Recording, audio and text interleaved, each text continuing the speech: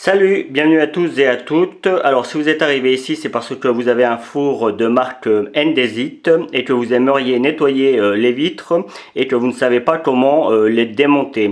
Alors avec ce four, là c'est un four en castrable, mais j'imagine qu'avec un four classique, on pourrait le faire sans démonter la porte. Moi dans un premier temps, c'est ce que je vais vous montrer, mais si vous trouvez que c'est plus facile en ayant démonté la porte, je vous donne la vidéo qui vous explique comment démonter la porte. Vous allez la trouver sur un des côtés de cette vidéo. Donc pour démonter les vitres, il n'y a rien de très simple sur ce genre de four. Vous voyez, on a ici un espèce de plastique au niveau du bord et on a des petites encoches là, vous voyez, où on peut appuyer. Et on voit d'ailleurs que quand on appuie, ça a tendance à se déclencher là. Et de l'autre côté, il y a la même chose. Donc on appuie sur l'encoche et simplement on vient défaire le plastique. Vous avez vu, hein, il n'y a pas de difficulté, il n'y a pas de grande difficulté. Alors on prévoit quelque chose pour accueillir les vitres, un torchon ou quelque chose de pas trop dur pour ne pas les casser. Et puis simplement, vous voyez, sur ce genre de four là, il n'y a que deux vitres. Donc alors attention, parce que vous voyez, quand on enlève la vitre, la première porte, la porte se ferme. Ça arrive souvent avec les fours, donc on fait bien attention. Éventuellement vous la refermez le temps de nettoyer la première vitre et puis après vous nettoyez celle-là et vous la tenez en même temps que vous la nettoyez. Mais j'imagine que sur les fours Indesit, il n'y a que deux parois, ce qui n'est pas toujours le cas. Parfois il y en a trois. Et si jamais vous en avez trois, il suffit juste de suivre le mouvement. Vous enlevez la première et puis en général celle qui suit, elle s'enlève assez facilement également. Donc en l'occurrence là je nettoie et je vous montre comment les remettre en place. Et voilà, je laisse juste le four comme ça. Juste un petit aparté pour le nettoyage des vitres, je vous conseille du produit vaisselle, celui que vous préférez. C'est un dégraissant donc ça marche très bien. Pas besoin de mettre des produits chimiques ou quoi que ce soit. Et puis une éponge, alors on essaye de prendre des éponges qui ne rayent pas, mais en général, quand on y va doucement, même avec des éponges comme j'ai, il suffit d'y aller un petit peu, vous voyez, en rotation comme ça.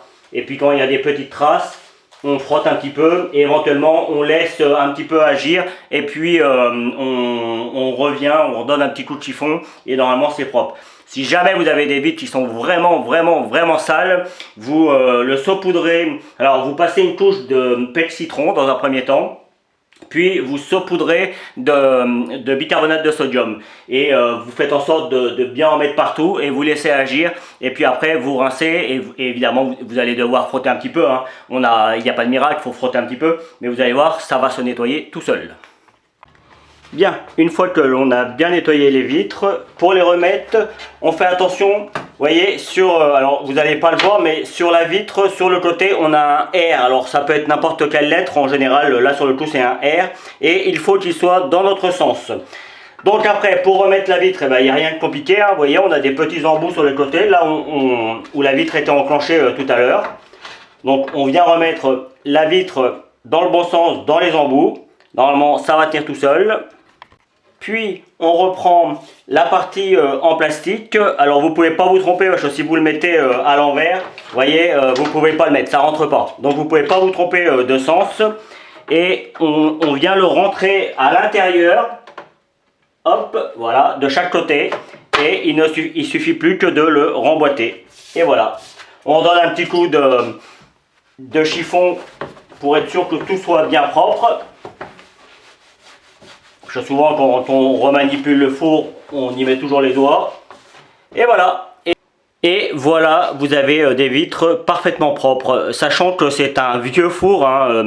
Là j'ai fait la vidéo, mais c'est probablement un four, il y a une résistance, il ne marche plus. Donc je vais sûrement le mettre en vente, mais ce sera pour des pièces en fait. Et j'en ai profité du coup pour faire la vidéo pour les vitres et tout ça. Comme ça, il est parfaitement propre, prêt à mettre en vente. Et comme vous pouvez le voir, même si vous avez un vieux four qui marche bien, même s'il est sale, et bien avec un petit peu d'huile de coude, hein. Vous savez, l'huile de coude, c'est en frottant un petit peu, comme disaient les anciens, et bien on arrive à avoir de très bons résultats. Voilà, et si il reste quelques petites traces, là vous voyez j'ai quelques petites traces, je vais prendre un chiffon bien propre, je vais prendre du vinaigre blanc et je vais venir passer ça. Moi j'ai de l'eau qui est très calcaire, donc du coup ça a toujours tendance à marquer un petit peu, mais avec un petit peu de vinaigre ça va s'en aller et j'aurai quelque chose de parfaitement nickel.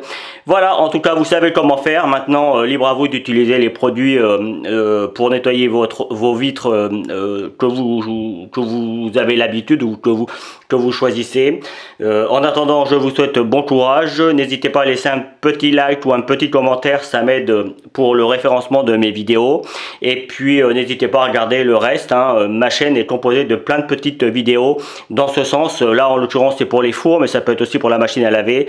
Ça peut être pour vos robinets de la maison. En fait, j'essaye de faire des vidéos sur tous les petits problèmes qu'on peut avoir au quotidien et que personne ne traite en règle générale, mais quand on est embêté avec ça, les gens parfois prennent un temps fou, alors que souvent c'est quelques minutes pour réparer, ou des fois on n'ose pas démonter la porte d'un four, alors que vous avez vu c'est vraiment très simple. Donc voilà, j'espère que je vous ai convaincu et je vous dis à très vite pour de nouveaux petits tutos. Salut!